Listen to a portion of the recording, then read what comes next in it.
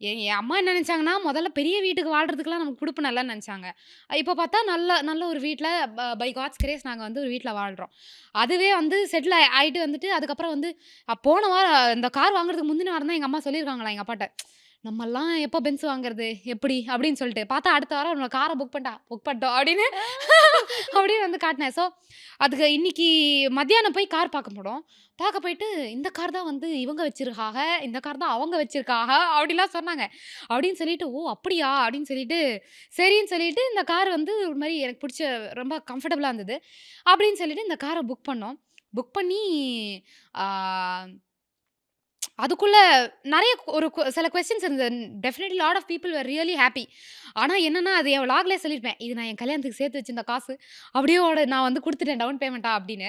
அப்ப வந்து இது ஸ்டேஜ்ல கூட அர்ச்சனா அக்கா கேட்டாங்க. "உங்க கல்யாணத்துக்கு வச்சிருந்த காசாமே?" அப்படின்னு. அப்ப நான் சொன்னேன், "25 வயசுல கல்யாணம் ஆகி 27 வயசுல நான் ஒரு தாய் ஆகணும்னு நெனச்சிருந்தேன். அதனால வந்து எனக்கு வந்து அது நடக்கல. ஸோ அந்த ஃபண்ட்ஸ்ல வந்து நான் கார் வாங்க யூஸ் பண்ணிட்டேன். இப்ப அந்த கார் நல்லாருக்கு." உண்மை பேசும் மக்கள் ஊடகம் SS நியூஸ் டிஜிட்டல் 24/7 கனெக்டட்.